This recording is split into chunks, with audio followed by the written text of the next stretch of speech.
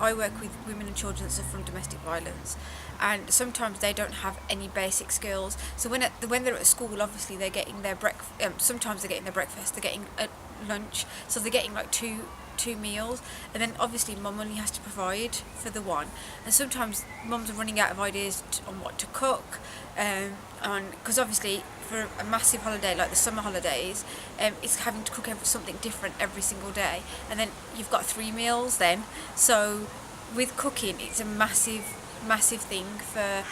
women that suffer domestic violence, because obviously they've got the children with them for the whole 6-week period, and they're thinking, oh my god, what do we need to cook? Because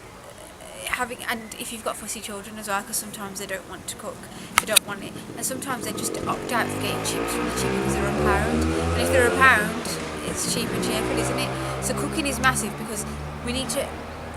well, within Holiday Kitchen as well, we're teaching them the skill to cook, and sometimes cook on a budget, and they're getting 2 meals provided while they're on Holiday Kitchen, so they only have to worry about the ones it's a stress that's not there, I suppose. Mm-hmm. Or it's a lot less. When they're in a domestic abuse situation, sometimes they don't have that time, they've not had that time to bond with their child,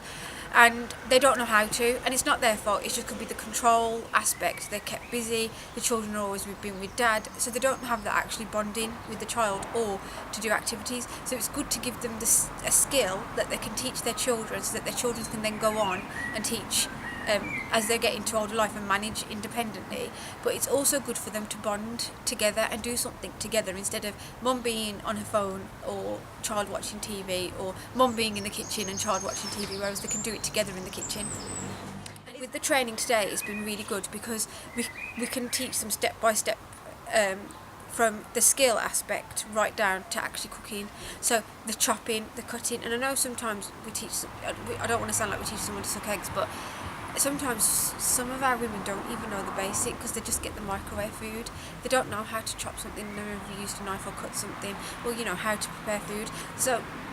from this training, I've learned a lot on how to make a cooking session fun and to engage people, but also I think the mums will get a lot out of the skill aspect of as well, and trying to with cutting and peeling, and and not making it so complicated.